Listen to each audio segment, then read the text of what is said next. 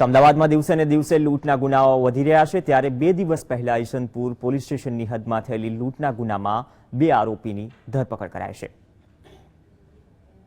અમદાવાદમાં લૂંટ અને હત્યા જેવી ગંભીર ગુનાઓના પ્રમાણમાં સતત વધારો થઈ રહ્યો છે। ઈશનપુર પોલીસ સ્ટેશનમાં 21 તારીખે રાત્રે 3 લાખ રૂપિયાની લૂંટની ઘટના બની હતી।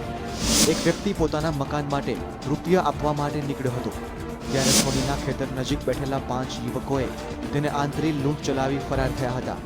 આ ગુનામાં 2 આરોપી આસિફ અને આમિર અંસારીની ધરપકડ કરી છે। તેની પાસેથી લૂંટમાં ગયેલા મોબાઈલ પણ કબજે કરવામાં આવ્યા છે। આસિફ ઉર્ફે ગાંડી કરીને જે આરોપી છે એ જૂનો માથાભારે ગુનેગાર છે। એના વિરુદ્ધમાં 8 થી 10 ગુના દાખલ થયેલા છે અને ઘણીવાર જેલમાં બી ગયેલો છે, પાછા બી થયેલી છે એની। અને સાથે જે બીજા ઇસમો છે એમાં એક ઇસમ જે છે એ વટવાનો છે, પણ એનો હાલ કોઈ બીજો ઇતિહાસ, કોઈ ગુનાહિત ઇતિહાસ નથી, એમાં તપાસ ચાલુ છે આગળ। હાલ પોલીસે બંને આરોપીની ધરપકડ કરી તેના રિમાન્ડ માટે કાર્યવાહી હાથ ધરી છે। આસિફ કુખ્યાત આરોપી છે। અગાઉ તે ચોરી, મારામારી અને પ્રોહિબિશન જેવા ગંભીર ગુનામાં ઝડપાઈ ચૂક્યો છે, જ્યારે અન્ય આરોપી આમિર પહેલી વખત પોલીસને હાથે ચડ્યો છે। આરોપીએ મોજશોખ પૂરા કરવા માટે આ રીતે લૂંટ કરી હોવાનું સામે આવ્યું છે।